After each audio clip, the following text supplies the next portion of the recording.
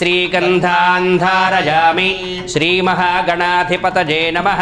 हरिद्राचूर्णं समर्पयामि। श्रीमहागणाधिपतये नमः। कुङ्कुमविलेपनं समर्पयामि। श्रीमहागणाधिपतये नमः।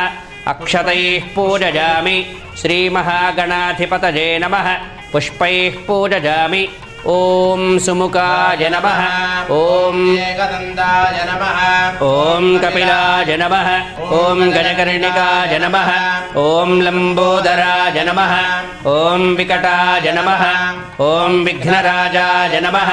ओम धूमकेतवे नमः। ओम गणाध्यक्षाय नमः।